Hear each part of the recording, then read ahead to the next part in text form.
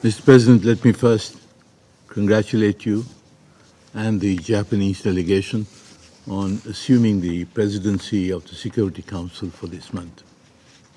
I would like to express my gratitude also to Special Representative of the Secretary General and Head of UNAMA, Ms. Rosa Otunbayaba, for her incisive briefing.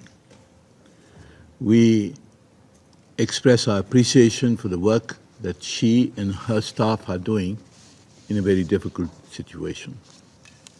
We also welcome the thoughtful intervention made by Ms. Fatima Jilani at this meeting. Mr. President, we thank the Secretary General for convening the second Doha meeting last month and to the government of Qatar for hosting it.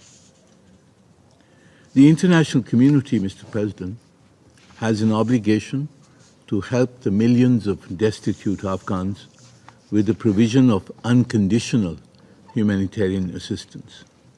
This remains severely underfunded at 45%. It is also important to find realistic pathways for the revival of the Afghan economy and support for sustainable development in Afghanistan. To this end, the international community should help revive the Afghan banking system and commercial activities and create the necessary conditions for the release of Afghanistan's frozen assets to its central bank. It is also important to implement the planned infrastructure and regional connectivity projects. We welcome the World Bank Group's recent announcement for the next phase of support for Afghanistan to generate employment opportunities and bolster income-generating activities, including through revival of the CASA 1000 electricity transmission project and other connectivity projects. For its part, the Afghan interim government must also fulfill the international obligations and comply with international laws and norms, especially on the fundamental rights of women and girls, promote inclusivity, and above all, eliminate terrorism within and from Afghanistan. The interim government also has an obligation to refrain from threats against the sovereignty and territorial integrity of neighboring and other countries and to prevent terrorist attacks against them from the territory of Afghanistan.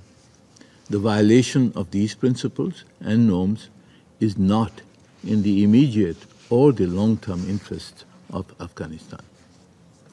Mr. President, Pakistan considers sustained engagement with the Afghan interim government to be essential to normalize the situation in Afghanistan. We hope consensus can be developed on the recommendations made by Ambassador Feridun Siniloglu in his report. We should develop a realistic roadmap with reciprocal steps by the Afghan interim government and the international community leading to the end state of normalization in Afghanistan and its integration within the international community. Pakistan regrets that the Afghan interim government did not participate in the second Doha meeting convened by the Secretary General. This was a missed opportunity for engagement with the international community. Both the Afghan interim government and the international community must be pragmatic in their expectations and demands on the pathway to normalization. Pakistan would welcome the appointment of a special envoy on Afghanistan. However, he or she should have a clear mandate, be acceptable to the Afghan interim government and to regional countries, and be selected after consultations with all concerned. Pakistan is open to the idea of establishing a smaller international contact group, provided it brings added value and does not replace or duplicate existing regional formats. It should exclude spoilers from its membership.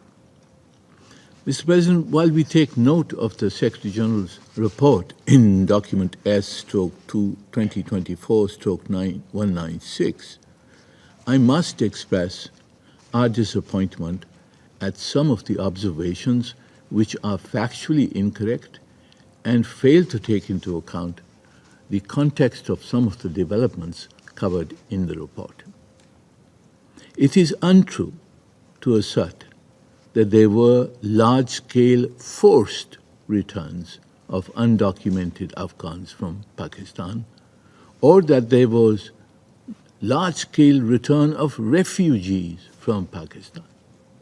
In fact, after Pakistan declared the intention to apply its laws regarding the presence of illegal and undocumented aliens on our territory, about 500,000 undocumented Afghans chose to return to Afghanistan. They were not forced. 98% of those who returned were voluntary returns. The 2% who were deported included people who were involved in terrorism, drug smuggling, and other crimes, or were convicted prisoners who had completed their jail terms. Mr. President, we find the assertion in the report of, and I quote, an unfavorable protection environment in Pakistan particularly offensive. Pakistan has sheltered almost 5 million Afghan refugees for over 40 years at great economic, social, and security cost to our country and to our society, with little help from the international community. Even today, over 1 million undocumented Afghans remain in Pakistan. They should return forthwith. We have made several exceptions for those with Afghan ID cards, for POR cards, for those who may be vulnerable if they return, and for the over 60,000 Afghans which third countries have offered to receive but have not done so for over 2 years. Nor have we, Mr. President, so far asked for the return of the 1.4 million registered Afghan refugees in Pakistan. But if the UN believes that the protection environment is unfavorable, it should arrange forthwith for their early repatriation. Mr. President, regarding the reported border incidents, the exchange of fire by Pakistani security forces was always in response to cross-border attacks by the TTP and its affiliates against Pakistan's border posts and installations. We would expect the UN to call on the Afghan interim government to prevent such cross-border attacks and infiltration by the TTP and other terrorists into Pakistan territory. These terrorist groups include Daesh, ISKP, Al-Qaeda, and particularly the TTP and its affiliates, who are responsible for persistent attacks against Pakistan's military and civilian targets. The Afghan interim government's failure to control the TTP and other terrorist groups erodes its claim of full control of its territory that it asserts in order to secure international recognition.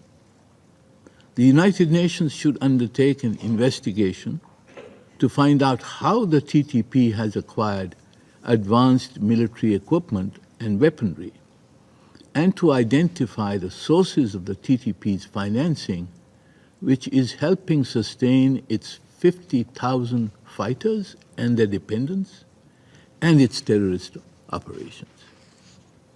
Mr. President, I am confident that this Council will join Pakistan in demanding that the Afghan interim government terminates its relationship with the TTP and its affiliates and prevents them from having free rein to conduct cross-border attacks against Pakistan or other neighbors. Left unchecked, the TTP, supported by Al-Qaeda and some state sponsors, could soon pose a global terrorist threat. Mr. President, the UNAMA mandate does not cover issues relating to terrorism. Yet terrorism within and from Afghanistan poses the most serious impediment to normalization in Afghanistan. The terrorist organizations present there pose a security threat to each one of Afghanistan's immediate neighbors. Counterterrorism must be the highest priority in any future roadmap for engagement with the Afghan interim government. Mr. President, Afghanistan is our immediate and closest neighbor. Pakistan and our people have suffered immensely during the last 4 decades of conflict and civil war in Afghanistan. Yet, Pakistan continues to provide the principal avenue for humanitarian help, trade, and development support for the people of Afghanistan. We will continue to offer this support. The destinies of Pakistan and Afghanistan are intertwined.